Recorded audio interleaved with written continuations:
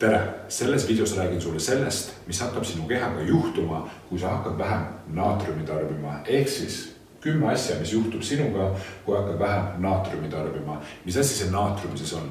Naatrium on siis üks 2 koostisosast, millest koosneb sool. Ja nüüd naatrium iseenesest ei ole üdini paha, küll aga kui sa seda liiga palju tarbid, siis muutub see sinu jaoks kahjulikuks. Ja kohe räägingi sulle täpsemalt.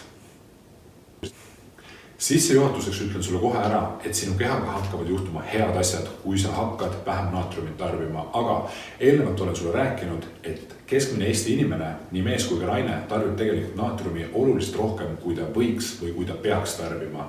Ja kui me nüüd räägime statistikat, siis naised tarbivad ligi 3 grammi naatriumi ööpäevas ja mehed lausa üle 3 grammi naatriumi ühes ööpäevas ja need numbrid mõlemad on tegelikult väga-väga suured ja need kindlasti tohiks niimoodi olla. Seega räägin sulle kohe, mis tervisehädad kaasnevad siis sellega, kui tarbida naatriumi sellistes kogustes. Ja üks asi, mis ma pean nende tervisehädade kohta veel ütlema, on siis see, et need hiilivad ligi väga-väga salaja. See tähendab seda, et sa ei saa ennem aru, et naatriumi liigtarbimisest põhjustatud tervisehäda on sul küljes, kui see sul reaalselt küljes on ja juba oma kahju ära teinud. Seega naatriumiga tuleb olla, naatriumi ületarbimisega tuleb olla eriti ettevaatlik. Aga nüüd siis nendest tervisehädadest natukene lähemalt. Esiteks siis südame-veresoonkonna haigused ja eriti suureks probleemiks on need inimestele, kes on 45 aastat vanad ja sealt veel edasi ka. Teiseks halveneb silmanägemine. Kolmandaks veresuhkrutaseme probleemid. Neljandaks suurenenud rämpstoidu isu, mis omakorda põhjustab kaalutõusu. Liigne veepeetus, kui sul on probleemi näiteks tursetega või siis keha kipub kergesti vett kinni hoidma. Ja ma ütlen siinkohal ausalt ära, et ma ei taha selle nimekirjaga edasi minna, kuigi neid terviseriske ja hädasid on veel tegelikult päris palju. Aga need 5 asja, mis ma sulle ütlesin, on siis kõige suuremad ja sagedamini esinevad terviseriskid, mis siis juhtub naatriumi liigtarbimise puhul.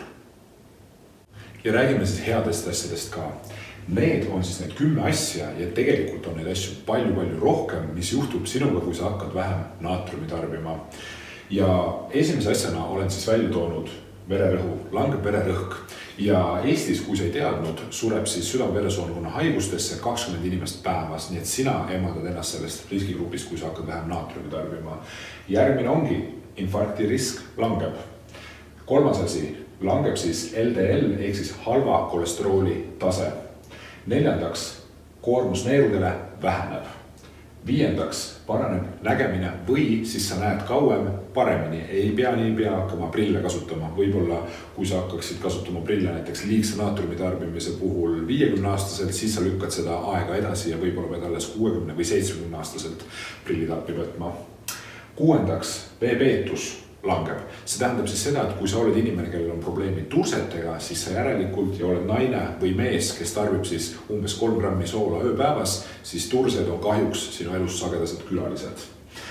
Seitsmendaks, tugevdad oma luid. Äärmiselt tähtis, et ennetada igasuguseid haigusi, mis siis sinu luid koormava hakkavad vanemas eas. Kaheksandaks, langeb siis kõhuvähi risk.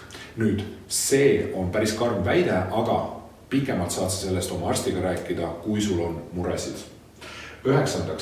leevendad peavalu või lausa vabaned nendest, sellepärast, et väga paljud inimesed, kes minu poole pöörduvad, ühe asjana, mida nad siis teevad, ühe nõuandele, mis ma neile siis annan, lisaks tervislikule toitumisele, ongi see, et tarbige vähem soola. Ja see on kindlasti mitmete tegurite kokkumäng, aga peavalud kas siis kaovad täiesti või saavad olulist leevendust või hakkavad esinema väga harva. Aga jällegi peavalude puhul, eriti ägedate puhul, peaksid kindlasti rääkima arstiga.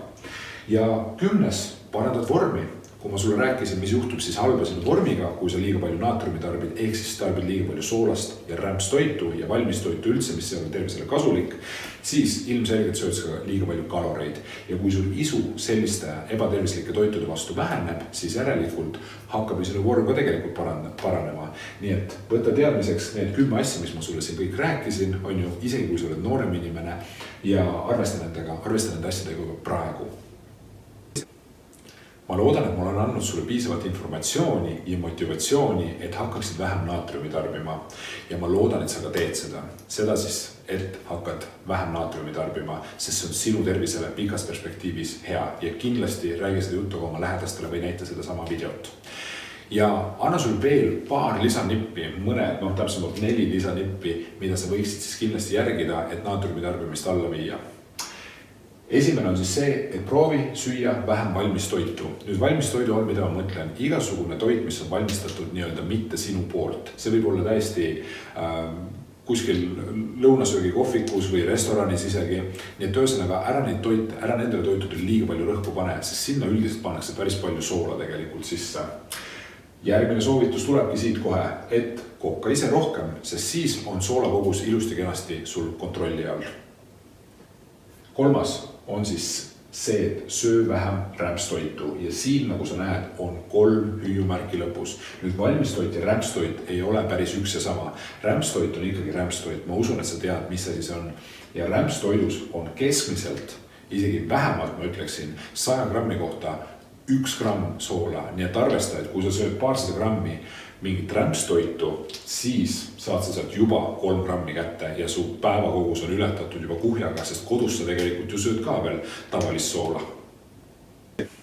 Ja kui me tuleme kodus soolatarbimise jutu juurde, siis soovitaksin mina sul kasutada kardiokompleks südamesoola. Ise kasutan seda juba väga pikka aega, väga lihtsal põhjusel, sellepärast et siin on poole vähem naatriumi. Ma saan ikkagi teha endale soolase toidu valmis, aga nii, et ma sööksin vähem naatriumi endale sisse. Ja need 3 asja, mis ma siin eelnevalt ütlesin, ehk siis vähem valmistoitu, seda ma teen, kuna ma kokkan ise väga palju. Järgmine ongi siis see, et ma kokkan ise väga palju. Ja 3. on siis see, et rämpstoitu ei tarbima praktiliselt üldse, kui siis 1-2 korda kuus, harva ühesõnaga. Ja kui ma kasutan soola kodus, kus ma siis enamus oma toite valmistan, siis kasutan me täpselt sedasama kardiokompleks südamesoola. Nii et sa ei pea absoluutselt muretsema, et sa pead soolast loobuma või soolane maitse kaob sinu elust ära. Ei, lihtsalt kasuta õiget asja, kui sa valmistad kodus toitu ja nii lihtne see tegelikult ongi. Selle video kokkuvõte on siis lihtne ja lühikene. Tarbi vähem naatriumi ja su tervis muutub paremaks ja kestab kauem. Kõik ei ole mitte midagi keerulist. Soovin sulle kõike head ja paremat, sinu toitumisnõustaja Erik Korgu ja kardiokompleks südamesoola tulihingeline fänn.